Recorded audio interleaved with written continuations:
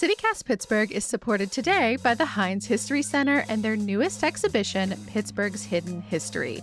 It is a cornucopia of curiosity, a magical menagerie of memory, and a little bit of this and that. There are flowery couches, relics from Kennywood, even a collection of shivs. If you listen to this show a lot, you know we are loving this. It is truly mind-boggling to see how the curators brought together such a wide range of rarely seen artifacts to tell Pittsburgh stories like never before. To buy your tickets and learn more, visit HeinzHistoryCenter.org.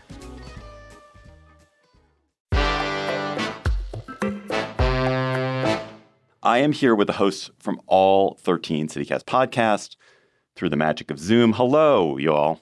Hello from Nashville. So just to have a little icebreaker and so people get a sense of all your different voices, I'm asking because I'm not sure of the answer. What do you call the people of your city? Let's start in Austin. Austinites. Boiseans. Chicagoans. Washingtonians. Denverites. Houstonians. Las Vegans. Madisonians. Philadelphians or Johns. Nashvillians. Pittsburghers. Portlanders. Salt Lakers. Nashvillian was the one that surprised me there. I didn't know that. I thought you were Nashvilleites. Oh, that'd be cute, but nope. I'm David Plotz, the CEO of CityCast. As you may know, CityCast has daily local podcasts, not just in your city, but in 13 cities around the country. Our hosts are America's greatest focus group because they're the people who are on top of the most interesting and important happenings in American cities. So occasionally, we gather all of our podcast hosts together to talk about what's going on in their cities. It's a chance for us to learn from each other, to hear about creative local problem solving that might work in your hometown, and to commiserate about the stressors that are affecting most of our cities. Unaffordable housing, over-tourism, and bike lanes. Always a fight about the bike lanes. So, it's Friday, June 20th. I'm David Plotz. And here's what the entire country is talking about.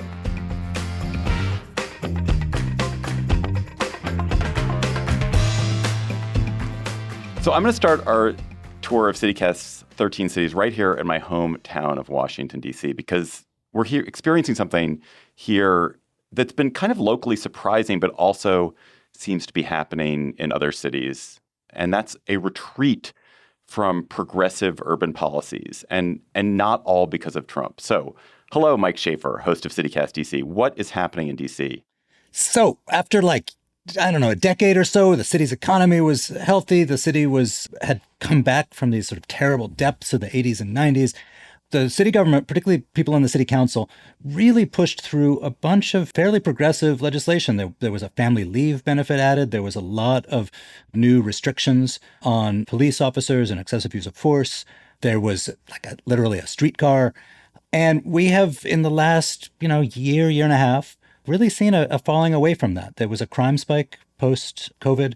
The mayor of the city, who's kind of a more Bloomberg kind of figure, a much more moderate person, she had always been skeptical of some of the policing reforms, and the sort of progressive bloc really lost out in that one. They looked pretty bad because they looked fairly unsympathetic to people, particularly in poor neighborhoods, who had been victims of crime. And then since the Trump administration has come in, because it is a real crisis for the biggest industry of the city, lots and lots of people losing jobs in government, and all the attendant worries about the local economy, she's managed to push through a lot of stuff that's sort of really quite clearly pro-business legislation, taking away a lot of the green initiatives or seeking to take them away. And I think she's got a strong hand in this, pushing through a stadium that at a different point might have been called a giveaway to rich people. When I first started covering Washington, it was sort of the tail end of the strident government of the 70s and 80s.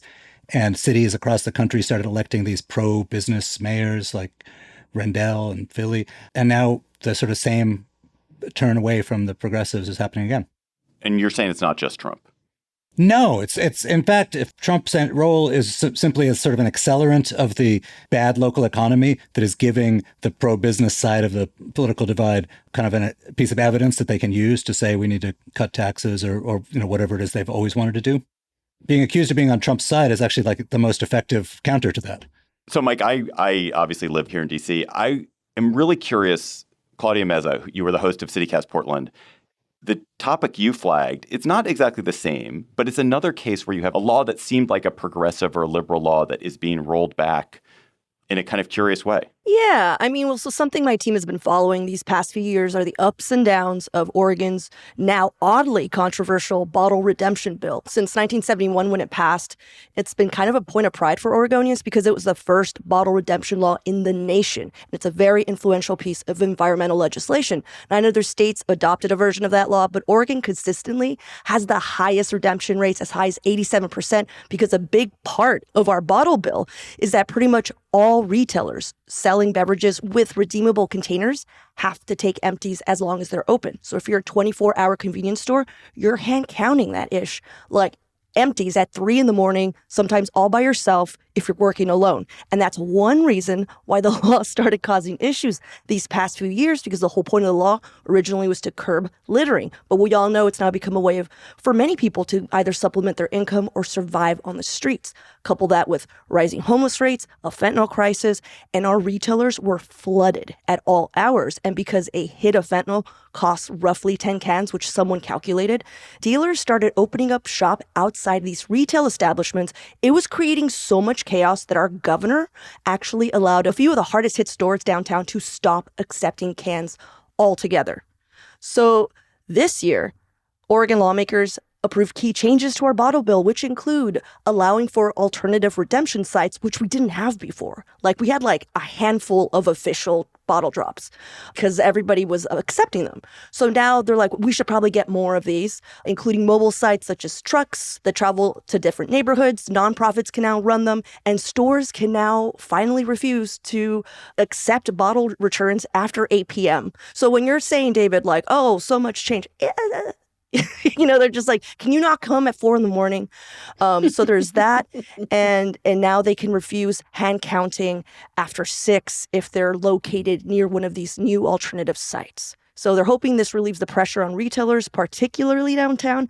And there's so much more, but that's basically the gist. But the bill seems like a happy compromise because many retail organizations were calling for the death of the bottle bill. Claudia, this is Megan in Pittsburgh. I have not recovered from the valuation for fentanyl to cans. Like that equation. Oh, my God. That is blowing my mind. $1 a hit here. Yeah, see, in Vegas, we measure it in copper wire that comes out of street posts and stuff. So, wow. That's crazy. Wait, does every city have a different valuation system? It's Bree in Denver. We just made it illegal to, I think you can't get cash back at scrap yards because it was mostly because of catalytic converter issues, but it also deals with the copper wire issue. So that was an alternative. Was they're like, what if we don't give them money and we give them food vouchers? And that was something that was being thrown around. And I actually think that our legislature did a really good job of a quick fix and a really short turnaround because everyone seems sort of happy. And I'm like, that's actually pretty good. Well, we'll see how this one blows back, though. All right, there's probably no greater symbol of progressive city government than the dedicated bike lane. But in Houston, Texas, they're disappearing. They're literally being paved over, right? Raheel Ramzan-Ali, host of CityCast Houston. Yeah, that's right. And we love our cars in Houston. We're a sprawling city. Everyone drives, but we have made the effort to put more bike lanes in. And most Houstonians agree that bike lanes are good. They're safe. And there's been studies done that these bike lanes help out with safety. But they are now being taken out and paved over because of our city's newest mayor, John Whitmire. So Houston's mayor is turning back on Vision Zero, removing bike lanes, removing physical concrete barriers, ripping out these things called armadillos that separate cars from bikes. And when you drive over them, they make these really loud noises so cars don't hit cyclists. And he's doing this while the city is struggling with its budget. Like, it is bad right now. The city has spent millions of dollars on these projects already, and now they are just straight up taking them out without any input from any stakeholders. And it's a move that is seemingly driven by Mayor Whitmire and his inner circle who just don't like bike lanes. And it's gotten so bad, y'all, that bikers here are holding funerals by lanes that have been removed. There have been protests around the city. But here's the kicker. In a bizarre move, Mayor Whitmire thought it would be a good idea to speak at our annual Tour de Houston bike race. And guess what happened? He got booed relentlessly. How about some heads up awareness here? It is so crazy what is happening here when one man just decides, like, that's it. We're done. And it's obviously important because of the safety aspect. But what does it mean when a city literally just paves over its safety improvements because of one man? Are there actually people who bike in Houston? Yeah, there That was are. going to be my question. Yeah, surprisingly, there are a lot of people who bike from the wards, from the outside wards. That's what we call our neighborhoods right outside of downtown, into other wards, into one of the big parks that we have, Memorial Park. You've got Herman Park. So yeah, people are using these bike lanes, not only for recreation, but also just to get to work. This is Nikki from Austin. They would burn our city down if they tried to take our bike lanes. I We are so know. serious about our bike lanes. I mean, like, this is kind of blowing my mind a little bit, honestly. Yeah, this is Bianca in Madison, and we're regularly named like one of the most bikeable cities in the country. And I will say that there are just as many haters of bikers as there are like bike folks. And I remember So many same in nods. So Pittsburgh. many nods when you say that, Bianca. and my partner is one of them. And I'm just like, okay, we need this. But I heard from a city transportation planner that someone once called the like big bike, like the industry voice of bikes is completely taking over Madison. And it's hilarious. This is Jacoby in Chicago, and our city is trying to get more serious about adding bike lanes, as over the last few years, and opposite of Madison, we have not been rated as one of the most bike friendly. And as somebody who bikes a lot around the city, whether I'm using Divvies or my own, Divvy is our sort of local bike program, or my own, I am seeing the growth of more protected bike lanes, but we have such aldermanic control where like each neighborhood ward boss is able to control at what pace bike lanes get put up. So our maps are so inconsistent across the city. And as you all may have heard, the Trump administration and the Department of Transportation is trying to cut off funding for expanded bike lanes across the country. So our small little expansion may be slowing down. This is Lindsay from Boise. That is so wild to me that a progressive area is rolling that back, because as somebody who lives in an incredibly red state, we are doing the opposite. We've had so many fatalities of pedestrians and bikers that we are finding ways to protect them because we are not a biker pedestrian friendly area. So it's wild to me that a progressive area like Houston is rolling that back when we're doing the opposite as a very conservative red area.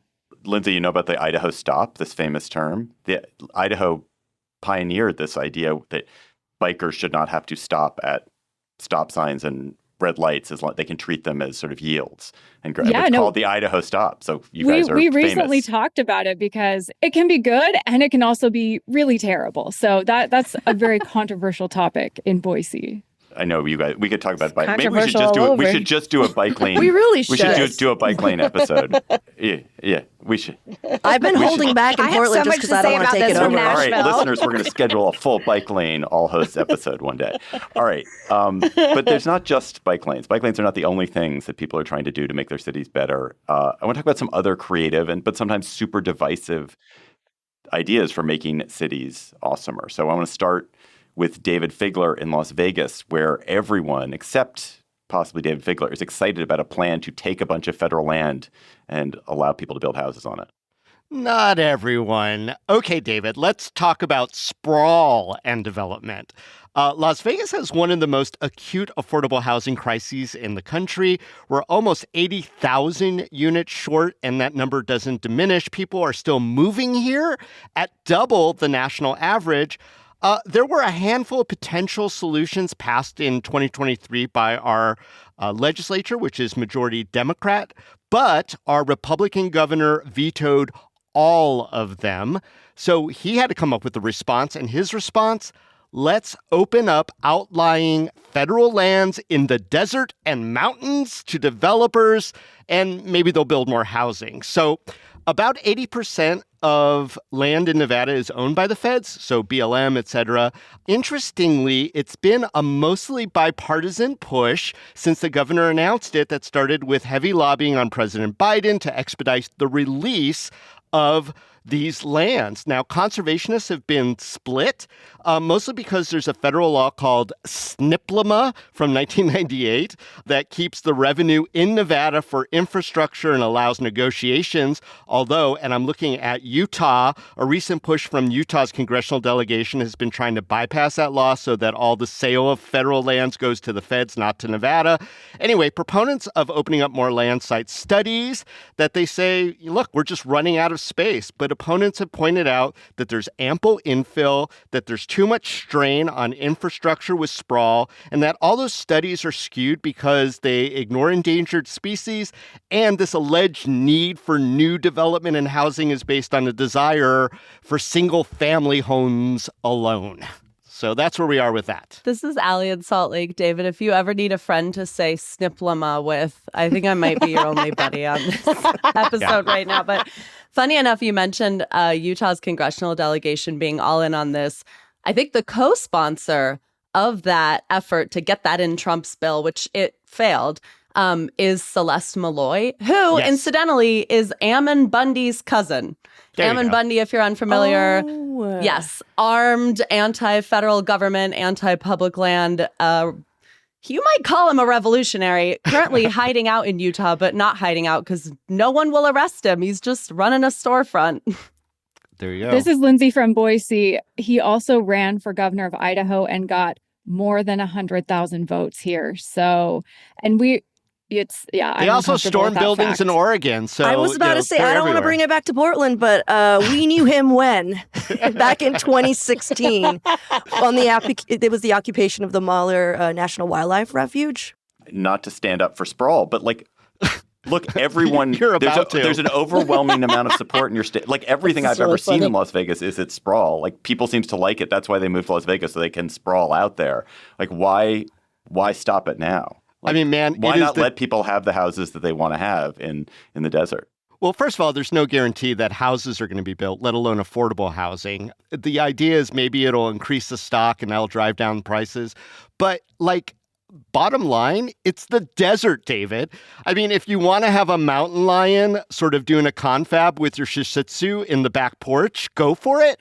But there's also this immense infrastructure cost that people are not talking about to, A, take over lands that the federal government has been stewarding for all these years on their dime, but also, when you build a community out in the middle of nowhere, you have to build firehouses and roads. There is energy that is expended for the precious water to go out that way. I mean, there's so much that is not talked about. And also single-family homes. Come on. Yeah, David. Yeah, David. Yeah, David. Yeah, David. Okay, all right. Just to get you guys off my back, I'm going to go to Denver. Bree Davies, we heard from you a second ago, host of CityCast Denver. Ever since I've known you, Bree, I've heard you've been talk about the 16th Street Mall. So what is it? What is happening there that is interesting for the rest of us? This is so embarrassing because I feel like this is the level of Denver's ire is over a mall. So I guess the mall moniker is where we'll get to, but it's been closed for many years for a $175 million renovation, which is, we love a boondoggle. What is it, though? It is a 13-block outdoor mall, pedestrian walkway. It was a trend in urban planning about 40 or 50 years ago to build these outdoor malls, and we debuted ours in 1982. It's been contentious because it's closed to cars, and Denver also loves cars. But the big contention right now is that we spent $175 million and it doesn't look that different, but we're supposed to be real stoked about it. And they just unveiled a new name for the 16th Street Mall recently. It is 16th Street. So they paid a firm $100,000 to knock the word mall off of it because apparently it confused people very much that it was an outdoor mall, even though DC has a national mall, which I think we understand is not an indoor mall. And it was just the big to-do was the name had changed. But part of this is this drive by our current mayor, Johnston, to make downtown more appealing, right? We need to get people downtown. We've had some high-profile crimes over the last couple of years. Fatal stabbings happened in the last year. There was this guy chasing people with a PVC pipe a couple years ago, which has just hung on to this how people feel locally about the 16th Street Mall, but the city is intent on making it a tourist destination. And for us, it's sort of just like the butt of jokes. Like, yeah, I guess I could go to the 16th Street Mall if I want to go to the Cheesecake Factory, which is probably its longest running tenant at this point. But a third of the businesses are vacant, and they're just putting all this money and energy into making it better. And many of us in Denver are skeptical if it's going to make a difference at all. BRB, becoming a consultant. Allie, listen, I worked in planning before this job, and consulting is the dream. I wish I worked for this company that made $100,000 dropping the word mall. I have to say that having been in Denver, I was confused by the name 16th Street Mall. Really? Yes. Okay. So, I mean, you're proving their point. I guess to me, it's like Denver loves a colloquial marker for how long you've been here. So now if you call it the 16th Street Mall, we know that you've been here long enough to have called it that. And we have a lot of things that we refuse to call by their names. And I am one of those people that will never stop calling it a mall.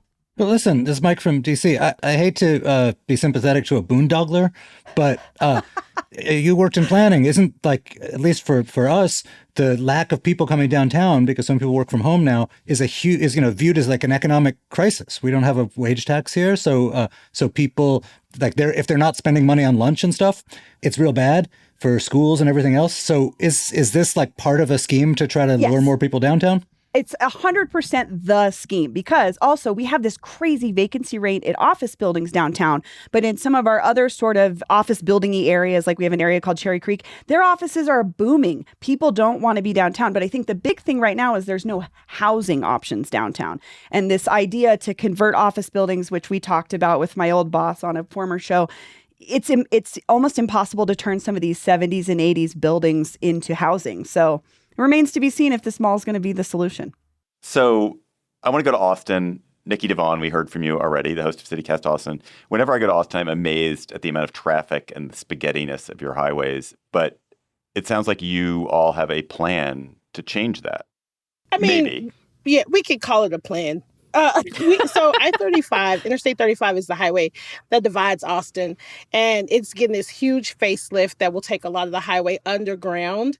And the city just approved spending $104 million to build support structures that would make it possible to build 4 parks over the underground parts of the interstate at some point in the future. But the city is also facing a $33 million deficit this year because sales tax and property taxes aren't coming in as high as expected. So the question everybody is asking is, do we really need parks over the highway? And especially since there's not technically actually parks. They're not even parks yet. We're just giving money for support structures in case we want to build these parks in the future at some point. And it's complicated because the highway was created to segregate. Like, it was created to keep Black people out of the West Side. And now the East Side is heavily gentrified. And so all of a sudden there's talk of connection and bridging the gap and, making things better in the city. It's already being done in Dallas. Dallas has Kyle Warren Park, and it's generated like $660 million in tax revenue since its creation in 2014. So like some Austinites are like, okay, maybe this is a good idea. Maybe Cap and Stitch will work. And it can usher in this new era and make Austin a better place to live and also create revenue. But then a lot of people are like, but we ain't got that money. Where we getting this money from? Because we are in a deficit. So yeah, that's what's going on for us. Nikki, this is Raheel from Houston. I lived in Austin. It's my second favorite city in Texas. I went to UT, so I know exactly what's happening. It's crazy, but maybe in Dallas it works, but in Austin there are so many other beautiful parks and just more fun parks. I cannot believe that go. We have a bunch of CityCast hosts who are being like, no, let's not bury a highway and let's not have a park. No, bury the highway, but why are we David, building a park? We have so many parks. We have so much green space. We have so many parks. I love it. It's my favorite part of our city, but come on now. This is Bree in Denver. We did the same thing, and I find it terrifying. I don't want to be on a park over a highway where we watch people's cars catch on fire. This happened in it's the same situation. It's a segregated neighborhood that we promised we weren't going to do this to anymore, and then we expanded the highway and eminent domain. A family lost their homes 2 different times in eminent domain because of the situation. Wow. So I'm not a fan either. Yeah, Bianca and Madison here. All I hear is segregation, but make it beautiful. Exactly. Yes, Bianca. Yes. That's exactly it.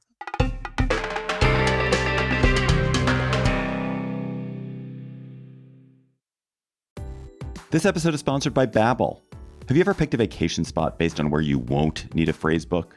With Babbel, the language barrier no longer has to hold you back. You can start speaking a new language with confidence thanks to Babbel's conversation-based techniques, which quickly teach you useful words and phrases about the things you actually talk about in the real world. Babbel has more than a dozen languages available for you to learn at your own pace, with material tailored to your individual proficiency level, interests, and time availability. I'm David Plotz, CEO of CityCast, and I've been learning Spanish with Babbel. What I really love about learning Spanish with Babbel is that it works with me where I am.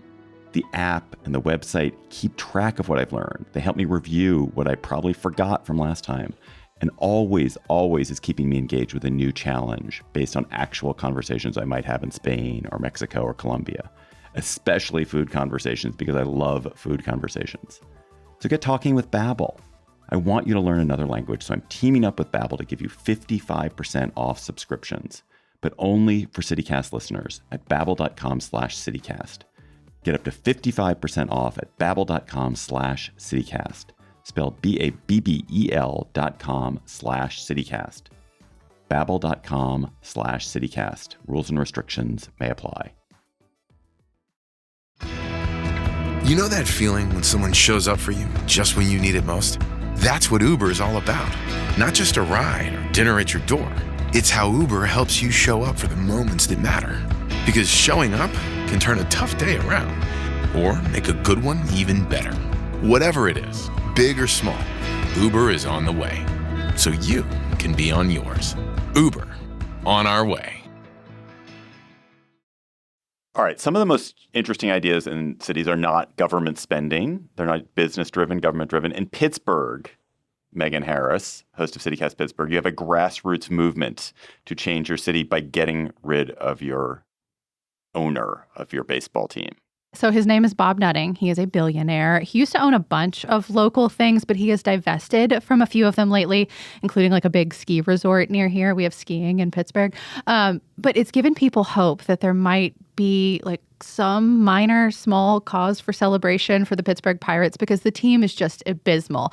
And Pittsburgh does not take that well. We are a city of champions. Winning is part of our identity. I'm literally wearing a shirt that says it. There's Trinae. Yeah. Eat it, Fly, Eagles fan. fly.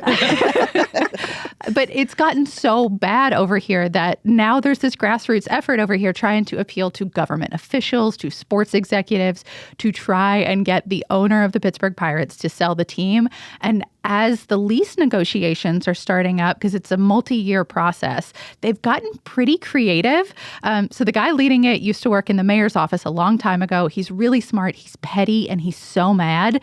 And he says that we have some leverage right now. So last summer, they started with these mysterious billboards that said sell the team or our team, not his.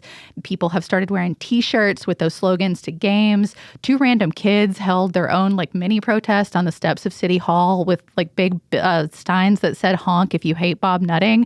Another guy bought a ticket to another team's playoff game last year with the sell the team T-shirt and sat right behind home plate just so he'd be angry and pissed on national television for 3 straight hours. And now that baseball's back this year, they're getting even weirder. Like they've done airplane flyovers. Chants are breaking out at random places. There was one at the last Penguins game I went to this year, our hockey team. There was a big arena event with the national sports podcaster Pat McAfee where chants broke out and like he even acknowledges it on stage in the middle of his taping. There was a golf tournament in South Carolina hours from here. And someone waits until that quiet moment right before the big shot, the winning shot, I will say, and screams out of nowhere, "Fire Bob Nutting." And you know that guy got ejected. Worth it. I love that this is catching fire and people are so mad and trying to find any amount of hope they can for a team that used to be incredible. 5 World Series, but has not had even a wild card berth in over a decade. Oh my God. I'm sitting here in a White Sox jersey over here rooting for this cause. The owner of the White Sox is notoriously Jerry Michael Reinsdorf. He also owns the Chicago Bulls, and I will see your 5 championships and say 6 championships. And we over here celebrating 20th anniversary after, or 30th anniversary after 30th anniversary after 30th anniversary with no sense of championship hopes in sight. And he's floated the idea of maybe selling the White Sox, that pressure billionaires do to try to force themselves. Because you have to have an owner in mind to get the current guy out. Like, that's part of the game. No, and that's never going to happen. This is Bree and Deborah. I have to jump in because we have such a similar situation. We have a sell the team situation, but two things have happened recently. The Rockies are one of the worst teams in the MLB, the worst, but ticket sales through the roof because it's jokingly the best bar in the city. Coors Field sells out no matter what because people love to hang out there. And so the Monforts who own it, they're like cattle people. They don't care. They have no reason to. But also, a guy just sued the Rockies because he got hit in the head with a ball and he blamed the team being so terrible. Well, and I think part of the thing that's undergirding all of this is that they're also pissing off fans in different ways. So, like, for example, they were doing a brick remodeling thing in front of the arena. People paid $75 to $150 for these in memoriam bricks, like with their pappy's name on them, 25 years ago, and the team just quietly disappeared them. A TV station found the bricks at a recycling center. They just disposed of them and didn't tell anybody. And so it's not just the on-field performance. We have one of the best pitchers in baseball right now. We thought we had a chance. They're ruining it, and now they're doing all these unforced errors off the field too. All right. It is time for we're going to have a little dirty soda palate cleanser here. We're going to go to Salt Lake City. For a very different kind of story from Ali Vallarta, the host of CityCast Salt Lake. Ali, your story is just really moving and different. It's moving across the country. I want to tell you about a woman who is sweeping our state and now the nation posthumously. Her name is Julia Reagan. And though she has been described throughout her life as painfully shy, her grieving husband has put up 60 billboards around Utah and 300 outside of Utah because he is the billboard patriarch. Reagan Outdoor Advertising is the company, commemorating her life. They feature her face, a photo of her, and they say, "In loving memory of Julia Reagan." And I cannot underplay how much this woman has become the matriarch of our state. And these went up last summer, so they perfectly timed with Charlie XCX's I'm So Julia.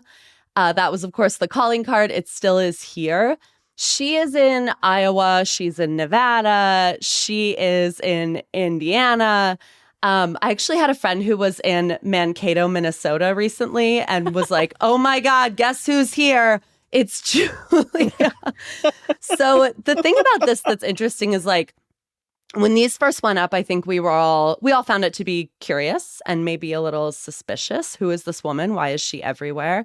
And we learned about their love, and it's sweet.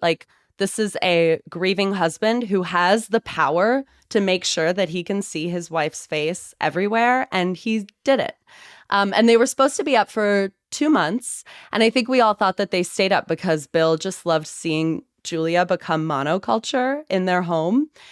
And then they filed a wrongful death lawsuit against the University of Utah Hospital, which was responsible for caring for Julia before she died. And the lawsuit alleges that she was not being checked on enough. And the state started to pivot and wonder if this was a master plan, a sort of a genius way to endear her to all of us before filing this lawsuit. And now I will say, half of Utah is getting Julia Reagan tattoos and drumming up Julia Reagan Halloween costumes. And half of Utah is on Reddit being like, this is weird. This is kind of icky. She was painfully shy. How would you feel if after your death you became the subject of a lawsuit and your face was all over the country? Nikki from Austin, I just want that kind of love, to be honest. If you ain't put my face on billboards across the country, then we don't need to be together. That's it. Yeah, I was going to state, this is Marie from Nashville. I'd like it to be known I would like some billboards with my face on it when I pass. But it has to be when I was in my early 20s, please. This is Raheel from Houston, and Julia hasn't made it down here, but I Googled the billboard, and this looks like it's something from Nathan For You or Arrested Development. It looks this like doesn't David look Lynch. real. It looks like David Lynch to me, honestly, when I see this. She's always in a fit. So it's a gown and pearls, a Panama jacket hat, and a blazer.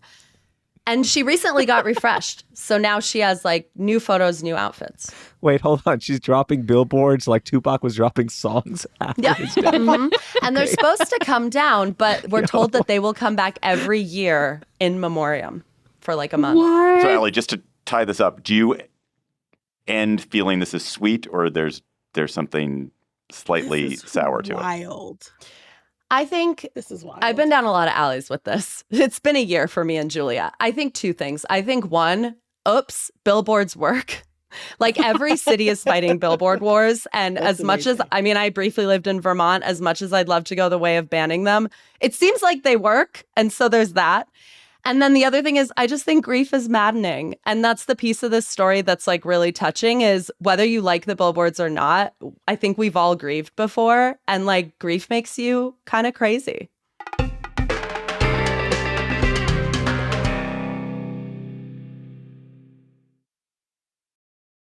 This episode is brought to you by Nespresso and Samra Origins by the Weekend Coffee Collection.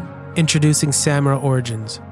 My collaboration with Nespresso is a connection to my roots, to my mother, Samra. Coffee that hits the right notes. It transports you. Crafted with unique notes and bold, soaring flavors. Experience a taste that moves you. Nespresso and Samra Origins. Discover more at Nespresso.com. Are you still quoting 30-year-old movies? Have you said cool beans in the past 90 days? Do you think Discover isn't widely accepted? If this sounds like you, you're stuck in the past. Discover is accepted at 99% of places that take credit cards nationwide. And every time you make a purchase with your card, you automatically earn cash back. Welcome to the now. It pays to Discover. Learn more at discover.com/credit card. Based on the February 2024 Nielsen report. Before we get to the back half of this very special show, I want to invite you to become a member of CityCast by going to membership.citycast.fm. So members, we call them CityCast neighbors, join us for in-person events with our local hosts, with all these folks. They get shouted out on the podcast. They get to shout out local businesses they love. They get ad-free podcasts. They get a special look-ahead events email, and all that's all just for $10 a month. And mostly you will get to support a local media venture that is making your city a little bit better every day, covering truly local stories that wouldn't get covered otherwise or don't get covered otherwise, and building community. So please become a CityCast neighbor today by going to membership.citycast.fm right now. And if you sign up today, you will also get a CityCast mug from your city. That is membership.citycast.fm. So Allie, you're one of our best member pitchers. How did I do there? Was that okay? 7 out of 10, David. How would you improve it? Okay, here's what I'll say. You lost your sense of urgency. This is an urgent request. We can make the show every day forever and wake up with you every morning forever, like Julia. But in order to make that happen, you have to become a CityCast Salt Lake member. So there is a little bit of urgency here. I think you forgot that. Thank you. Membership.citycast.fm. All right. Another local hero, Jacoby Cochran. We've heard from you already, host of CityCast Chicago. The Pope is from your city. What does that mean? It means that as the white smoke cleared from the chimney above the Sistine Chapel in Vatican City and billions around the world watched in anticipation, I was sitting in my room texting our producer Simone Alisea and Michelle Navarro. Y'all, they picked a bro from Chicago. And Simone immediately responded, "Get the F out of here." And within moments, millions of Pope Leo XIV memes were born. I saw him footworking on the south side. I saw him eating hot dogs on the north side. I saw him asking people like the State Street preacher for change on the west side. And in that moment, this story that felt abstract, that felt like a Hollywood production was our story. All of this celebration, the adulation, but also the deep questioning, rightful criticism of the church and the Pope. And this is personal for me, not only as a confirmed Catholic from the South Side who spent most of my life in a Black Catholic school, but someone with family in Dalton where his childhood home was and is now largely a Black community that has been disenfranchised and divested from for decades as everything from manufacturing to malls have disappeared. The story of so many communities and neighborhoods and many of our cities. And in recent years, Dalton's name has been dragged through the headlines, and now there's this big push to preserve the Pope's childhood home. And folks wonder if his childhood parish, which has been shuttered for a while, will be brought back. There's going to be a mass at Sox Park that people are reselling tickets for $1,200. I got an invite to be front row. I mean, I just do what I do. Anyway, really, nobody here was expecting it, and all of a sudden, this global story is ours. And I am really grateful to all of the journalists who jumped on it, who provided context. And in a macro way, we wonder, is Chicago and Dalton going to become a center for Pope tourism?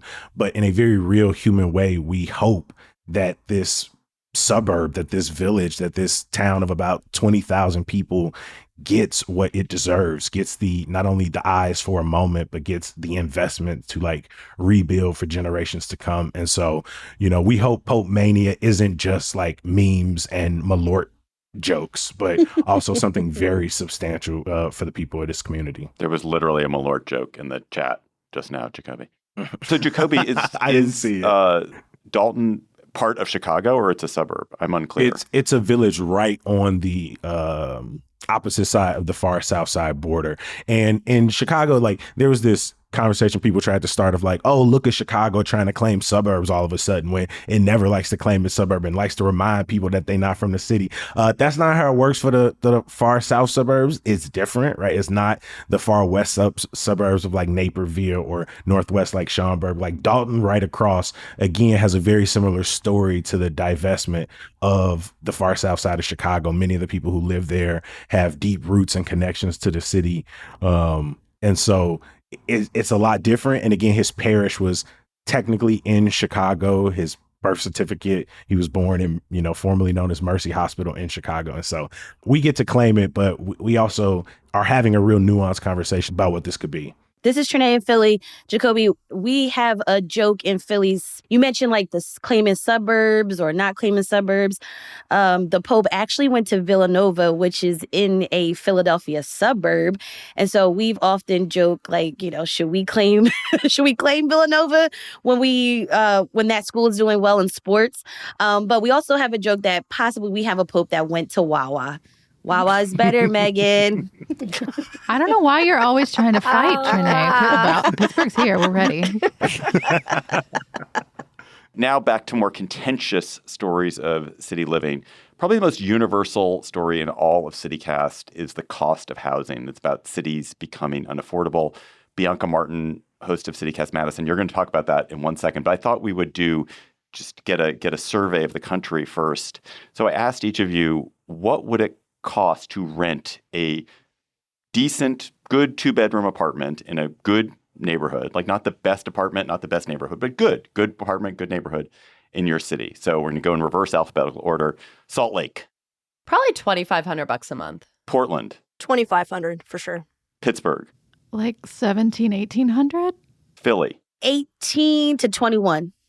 Nashville. 2,100. Madison. 2,400. Las Vegas. 1,700. Houston. About 1,800. Denver. 2,300. DC. Jeez, I gotta move. Like 3,000, 3,200. Chicago. I reject the terms good and decent, but I'm gonna say something like 19 to 2,200. Boise. 2,000 easy. Austin. I'd say 2,200 to 2,500. Interesting. So there's nothing that was like super low, that's for sure. And DC seems to be an outlier at the higher end, although that may just be Mike Schaefer's fancy taste. I've ran this past our entire CityCast crew. All right. So it's not just Mike Schaefer's fancy tastes.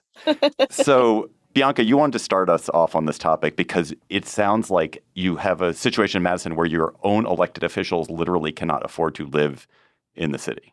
Yes, Madison is in a housing crisis. And this year's spring election, it wasn't just residents raising the flag about their housing costs. It literally was elected officials being priced out. So the rent is too damn high, even for local officials.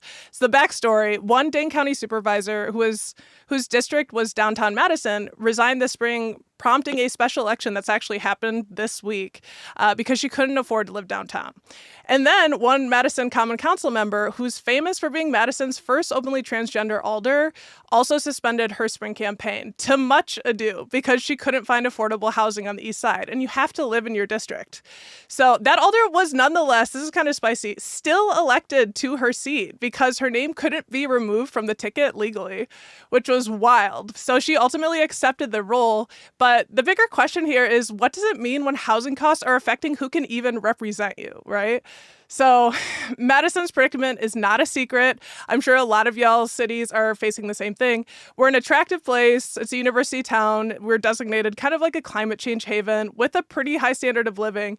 But we are rapidly growing in population, and construction just simply has not kept up with population growth. That will continue to be a challenge, too, considering Madison is projected to grow by nearly 40% over the next 25 years. So the city is very aware of this issue and stepping in to ensure that we're creating more supply and building density. But in the meantime, the character of the city and residents' rent and future living here is at stake. This is Lindsay from Boise. Bianca, I'm curious. An issue we're facing here is that so many people moved from places like Seattle and Southern California to Boise, and that just raised prices astronomically. Is this an issue where you just don't have enough housing, or have people from other places with higher price points really driven up prices there? We definitely just don't have enough housing. That's for sure. I think that we kind of got behind the ball when there wasn't a housing crisis.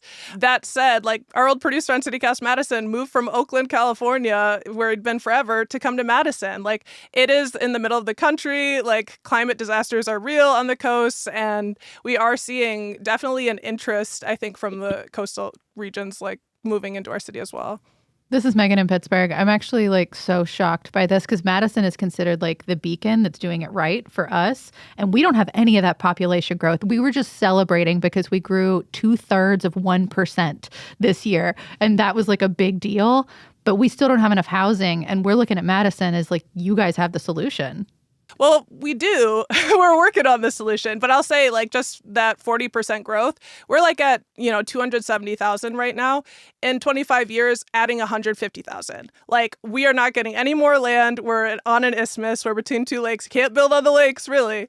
So the city has a ton of solutions and are really trying to get ahead of just the forces at play, right? So the city is like cutting red tape around building codes, trying to find ways to simplify zoning standards, pursuing code changes to promote the different kinds of buildings. The problem is, as we started, David pointed out, single family homes, people love their neighborhoods. It's so cute for a reason, but guess what? Like more people are coming and there's not enough housing. So the city itself is building housing. The Community Development Authority is experimenting with building condos because they're not seeing private industry like building the kind of denser housing options that are going to help us in this moment. And rents are just like crazy. It's just becoming an unhealthy housing market. All right, we're going to continue this in another city just to the south of you. So Marie Cecile Anderson, host of CityCast Nashville. Nashville has gentrified like crazy. It has grown like crazy and gentrified like crazy. It turns out by some measure, you've gentrified more than any city in America. What does that mean? Why does it matter? We win. We win. Oh, it matters, David. Well, so yeah, there's a new study out that says that Nashville is dealing with the most intense gentrification in the country. So yeah, why Nashville?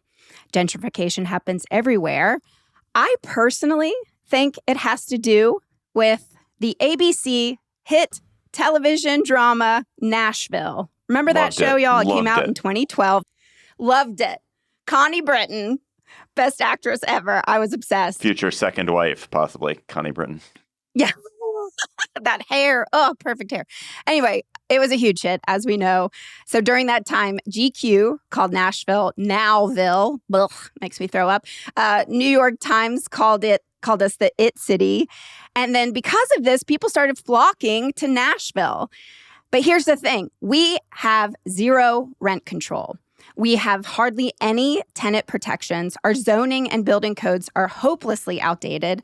Tourism is booming. I can no longer even go to my favorite music venue without the tourists buying up the tickets before I even have a chance. Luxury developers are swarming, but we do not have enough homes for ordinary Nashvillians anymore. So historically, Nashville has been a pretty affordable southern city, but we're still dealing with the legacy of segregation. So according to a new study from our Metro Planning Department, 99% of our neighborhoods are considered unaffordable for the median Black or Hispanic family. And listen up, Vegas, we can beat you. We need to build at least 90,000 new homes over the next 10 years to even come close to closing this gap. Honestly, a lot of people here are asking if our identity as a city is getting lost in all this, because all of a sudden we've become this weird mashup of Californians and conservative Christians coming together. And me as an OG Nashvilleian, I don't want to toot my own horn, but like people like me, we built Nashville, we built this international brand, but we can't afford to stay. Marisa, so you pointed out something which I was amazed by, which is that, so you would think the city is growing, enormous tax revenue boom, so you could build, streetcars on every street and every school would be gold plated. But you have a state law that forbids this? That's right. We have a thing called truth in taxation. The state Republicans call this law truth in taxation, in case you want a new tattoo, which means that property tax rate has to be adjusted to stay revenue neutral. So if your property value goes up, the tax rate has to go down. Does that make sense? And so all this new growth does not give the city any more money? Nope, we're not seeing it. That's messed up. Yeah. All right, we have just a couple more cities to hit. And I want to talk about another theme that we hear from all of you, or from many of you, especially from our cities that are in redder states. You touched on this a little bit, Marisa Seal, but I want to go to Boise, to Lindsay Van Allen, host of CityCast Boise, where you also have fights with your Republican legislators who oversee the state. And it sounds like you all just had an interesting fight over the pride flag. Yeah, David. These days, it feels incredibly rare for a blue city in a red state to actually win a culture war, but Boise may have just pulled it off. Earlier this year, Idaho's Republican-controlled legislature passed a law banning non-official U.S., state, or city flags from being flown at public buildings. And this law was specifically created to target the city of Boise, who has been flying a pride flag at City Hall for over a decade. The legislator who wrote the bill added an emergency clause so that the law would be enforced as soon as it was signed into law. But they forgot to add an enforcement mechanism. So technically, there was no consequence if the city of Boise didn't comply. Boise's mayor, Mayor McLean, opted to keep the pride flag up even after the state's attorney general and the Ada County sheriff sent her a strongly worded letter. And things escalated Easter weekend when one night, far-right provocateurs scaled the flagpole at City Hall, covered the pride flag with a trash bag, and installed an Appeal to Heaven flag. The mayor herself came to City Hall on Easter morning to take down the trash bags and re-raise the pride flag. Then Boise City Council made their checkmate move. They passed a resolution officially designating the pride flag as a city flag. It's a clever legal workaround that brought them in compliance with the letter of the law while defying the law's intent. So now the pride flag flies legally. The right is fuming, and Boise may have created a playbook for other progressive cities stuck in conservative states. Nikki from Austin, I am taking notes. Texas is always on our butts about our pride flag. That is my kind of petty. I love that.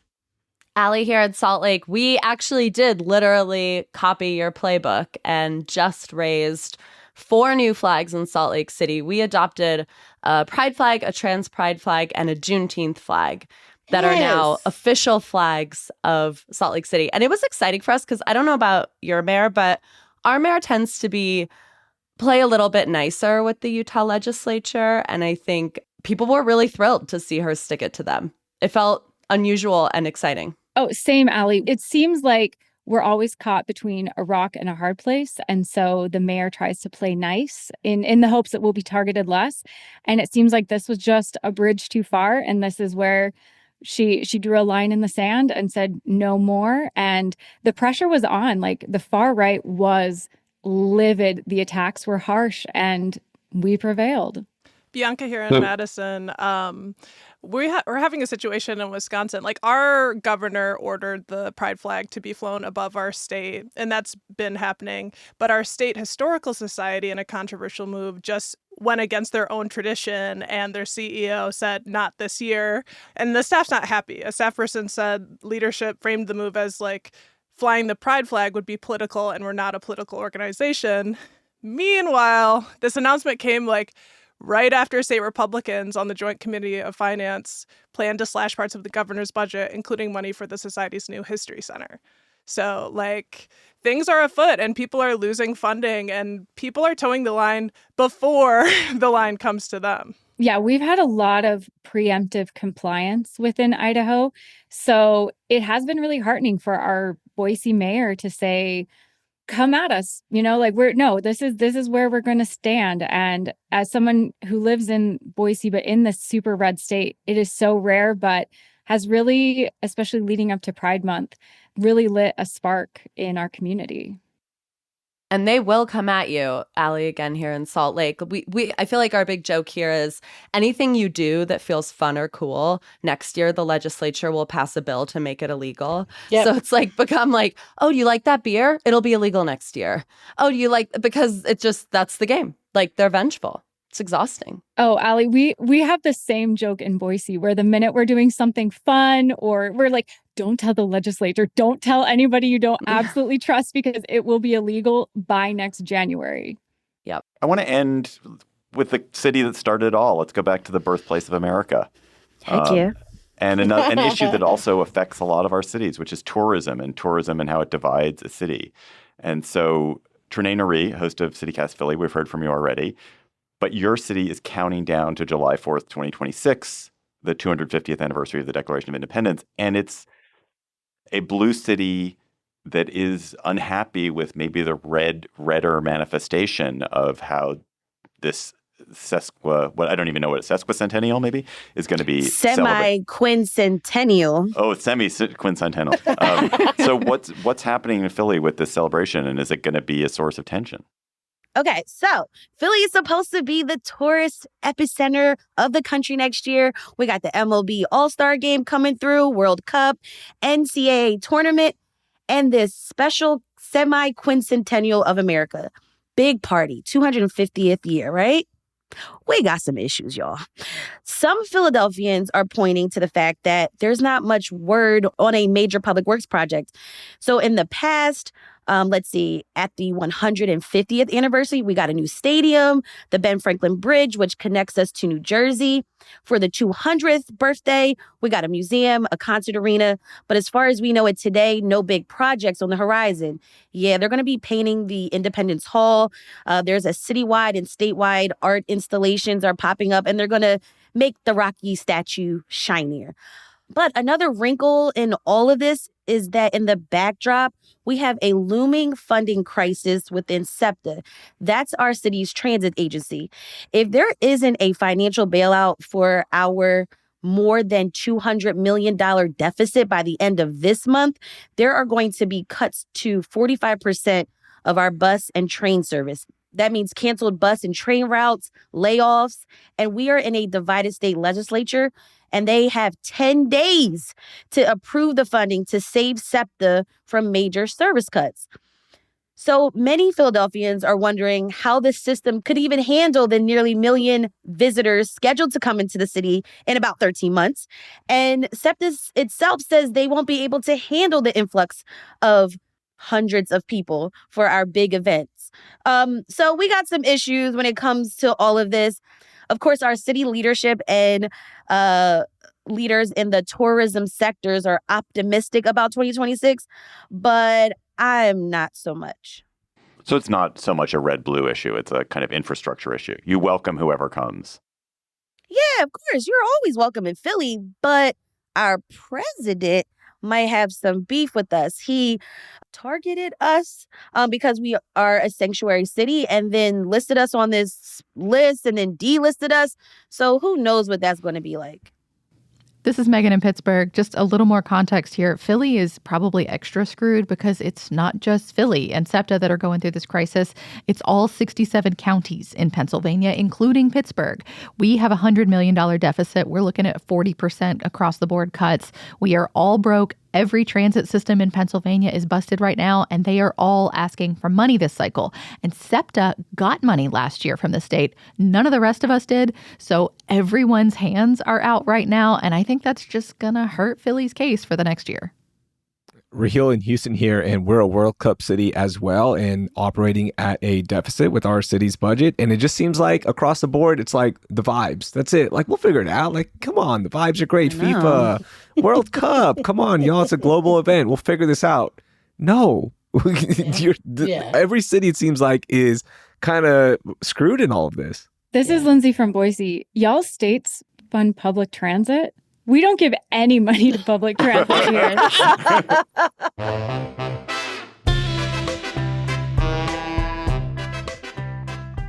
That does it for this amazing all hosts episode of CityCast. Thank you for joining us. Thanks for listening. If you have friends or family living in another CityCast city, please tell them about the great podcast in their hometown. So bye-bye, CityCast hosts from Austin and Boise and Chicago and Denver and DC and Houston and Las Vegas and Madison, Nashville and Philly and Pittsburgh and Portland and Salt Lake and soon Seattle and the Twin Cities. See y'all later. Bye, y'all. Bye. And Boise. Bye. Bye, y'all. I said Boise. We'll be back on Monday with a regular episode of your local CityCast. Next All Hosts, can we just finally have the showdown that we all want, which is Philly and Pittsburgh, and we just all decide together which one's the best city? I had jokes written in here and I couldn't get my would jokes love in. it.